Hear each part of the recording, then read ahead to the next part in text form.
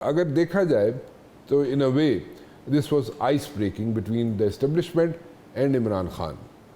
Sense prevailed اور یہ جلسہ نہیں کیا گیا. دیکھنا یہ ہے پی ٹی آئی والوں کا کہ آئندہ آنے والے 4-6 روز کے اندر کیا ان کو بریدنگ سپیس مل سکتا ہے یا نہیں مل سکتا.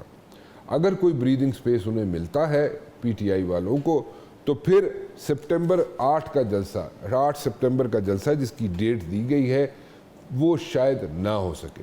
اور اگر پی ٹی آئی والوں کو بریدنگ سپیس نہیں ملتا، کوئی ریلیف نہیں ملتا، تو پھر یہ جلسہ ہوگا. سو یہ پی ٹی آئی کی سوچ ہے. پی ٹی آئی والے اس وقت بالکل کانسنٹریٹ کر کے زیرو ان کر کے فوکس کر کے بیٹھے ہوئے ہیں کہ اگلے 4-6 روز میں انہیں کیا سپیس مل سکتی ہے. اور جیسے کہ میں نے پہلے کہا کہ اگر انہیں سپیس ملتی ہے تو پھر جلسہ ہوگا سپٹمبر 8 سپٹمبر کا. اور اگر نہیں بریدنگ سپیس ملتی تو پھر وہ دوبارہ سے ری ویمپ کر کے اپنی اسٹریٹجی دوبارہ سے ایک جلسہ کرنے جائیں گے اور اسلام آباد میں جلسہ 8 فروری کو ہوگا. ناؤ مولانا فضل الرحمان صاحب کی اگر میں بات کروں تو مولانا فضل الرحمان صاحب کا دیکھا جائے تو انہوں نے جناب ایک فیصلہ کر لیا ہے کہ جناب ایک سولو فلائٹ لیں گے. یہ کس کی ناکامی ہے؟ پی ٹی آئی کی ناکامی ہے یا کسی اور کی؟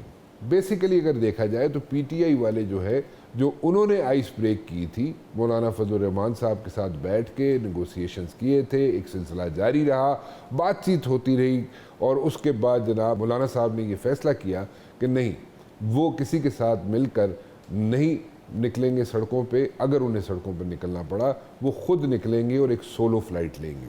اس میں زیادہ تر نقصان اگر دیکھا جائے تو پی ٹی آئی کا ہے، اور کم نقصان جو دیکھا جائے اس کو گیج کیا جائے تو کم نقصان ہے مولانا فضل الرحمان صاحب کا، لیکن زیادہ تر نقصان جو ہے وہ پی ٹی آئی والوں کا ہے.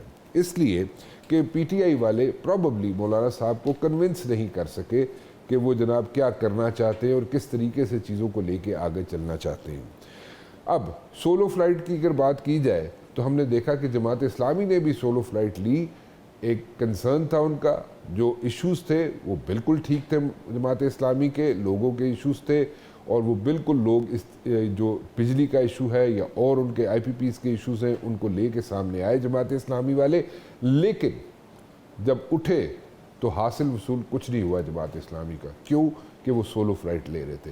لیکن ہم کمپیریزن مولانا فضل الرحمان صاحب کا سولو فلائٹ سے اس لیے نہیں کر سکتے کہ مولانا صاحب کے پاس کمیٹڈ لوگ بھی ہیں، جیسے جماعت اسلامی کے ساتھ ہے اسی طرح مولانا صاحب کے ساتھ بھی ہے. لیکن مولانا صاحب کے بارے میں یہ ضرور کہا جاتا ہے کہ جہاں پہ عام سیاستدان جو ہے ان کی سوچ یا ان کی سیاست ختم ہو جاتی ہے، وہاں پہ مولانا فضل الرحمان صاحب کی سیاست شروع ہوتی ہے. ہم ان کی سیاست سے اختلاف کر سکتے ہیں، اس پہ تنقید کر سکتے ہیں، ہم ضرور کہہ سکتے ہیں کہ جناب یہ غلط کیا مولانا صاحب نے یا یہ درست کیا مولانا صاحب نے، لیکن واقعی ایسا ہے کہ مولانا صاحب کی سیاست جو ہے اس سے سارے پولیٹیشنز جو ہیں ایٹ لیسٹ وہ کنونسڈ ہے کہ ان کی سیاست جو ہے، ان کا والیوم جو ہے سیاست کا اور ان کا کینوس جو ہے سیاست کا مولانا فضل الرحمان صاحب کا وہ بہت بڑا ہے.